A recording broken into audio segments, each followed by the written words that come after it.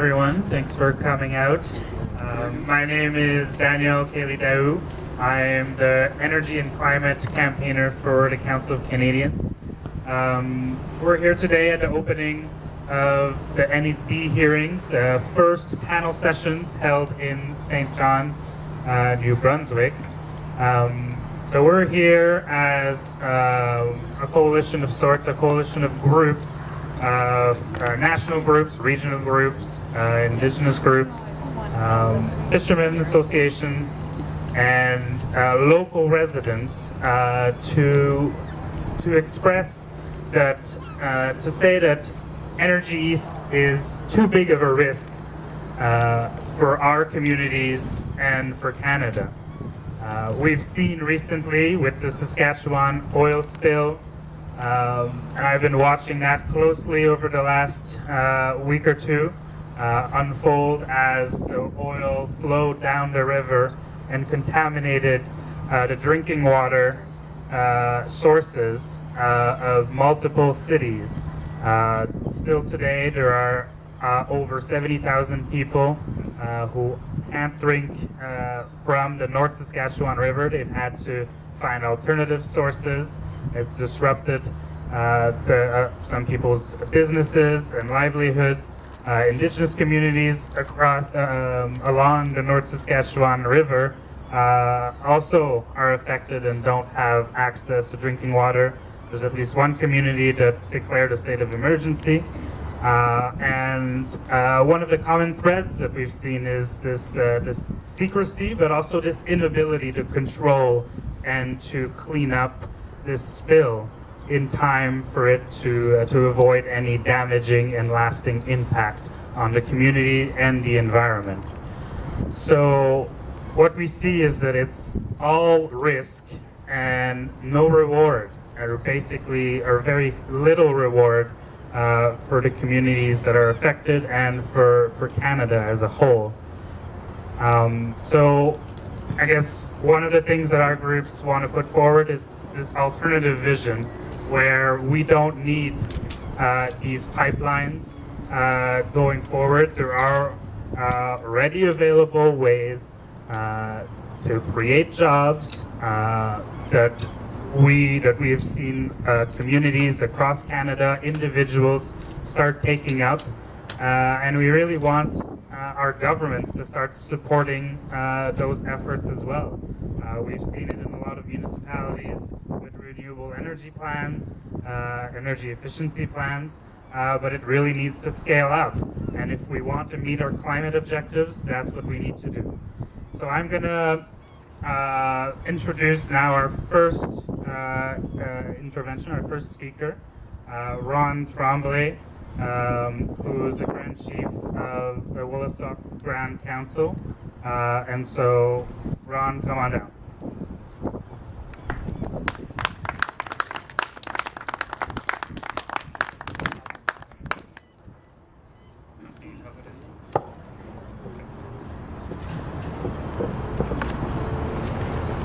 Wait.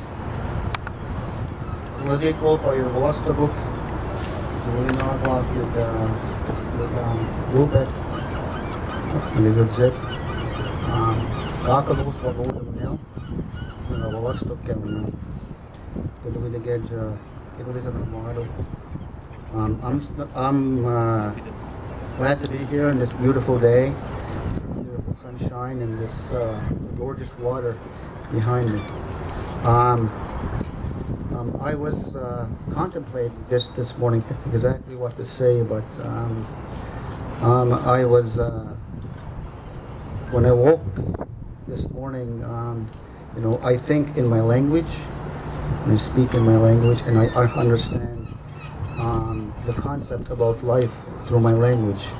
And this area here in 1604, Samuel D. Champlain actually drafted a little picture of what was here. This spot right here is there was a Wolastoq or Maliseet village there, and it was a beautiful spot for our people. We call St. John Menok West, and what that translates to is that a place where it is calm, a place where it is peaceful. And so the area here, since 1604 has changed drastically. Sadly to say, we cannot call this a very peaceful or calm place. As you see, in back of us is the plant and the pollution that's going up in the air, and then possibly a lot of pollution that has drifted down within the water. There's an area where the Wolastoq River or the St. John River goes into the ocean, and we call that Mespec, and the translation of that word is where it opens up to a larger body of water, and that's where the Bay of Fundy is. And the beauty of the rivers and the waters and the tributaries. I have a whole list of rivers and lakes and tributaries on a list here that defines each river and each area. Guspemsis, which is it translates to Little Lake, which is Guspemsis, and that beautiful area is still in the Wolastoq territory. Wispem is Grand Lake, which is a large lake. Nawijawagig, river that splits into three different areas. So that's the Nashwauk.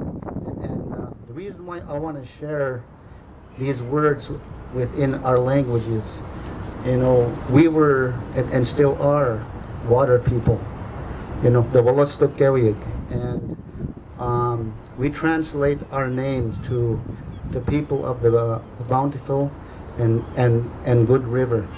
And water has always been, and still plays a major spiritual connection to our people. We don't look at water as a commodity. We don't look at it as a source or a resource. We look at it as a spiritual connection within our language. And when we do ceremony, we make sure we always include water. And because we know how the importance of water is to our nation and to all people and to all life. Water is the greatest source that is life to us all. I want to display our flag. This is our nation's flag.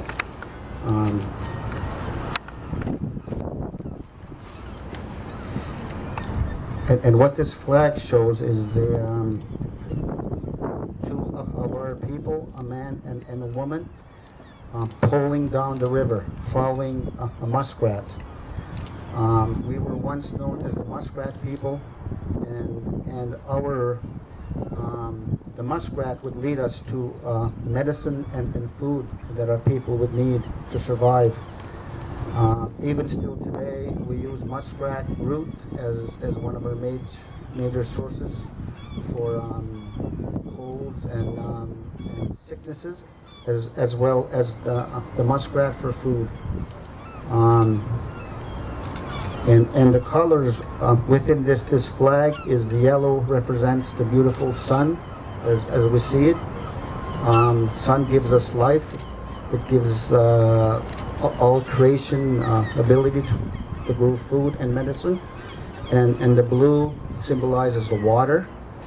And the green is the vegetation, where we get the food and the medicines from. And the red beneath the green is the ancestors who have gone on before us, and that has preserved our language and our culture for us. I want to send out my thoughts and prayers and condolences to the people of Saskatchewan who had suffered a major disaster there a week or so ago. And you know, it just breaks my heart knowing the fact that these people have to suffer for the ignorance of man. The oil spill should not have occurred, and we are being threatened here in the East Coast. And if this pipeline goes through, it'll pass through our rivers and tributaries many times, and the risk is too high for us to support such possible disaster. We have many sources that we can feed into, like the solar and wind, to create more jobs, to create a safer you know, world for our children and our future children. You know, in our language, when we do ceremony, we always give our thoughts and prayers to the future that are coming, our grandchildren and the great grandchildren. So we do have very deep concern. The Wolastoq Grand Council from the start has been very firm and strong in our statement that we do not support this pipeline going through our non-ceded territory. And because we've seen all across the world, in the plus the United States and in Canada, what these pipelines can do, and within minutes they can ruin a river or land. And you know, we're you know, for some reason society only thinks of human and human greed for prosperity. We always fail to think of, you know, like the vegetation, the trees, the animals, you know, the insects, the fish, and we have to think of those species that balances life. So I want to thank you for coming and for supporting us. That you know, we need to think of the future here, and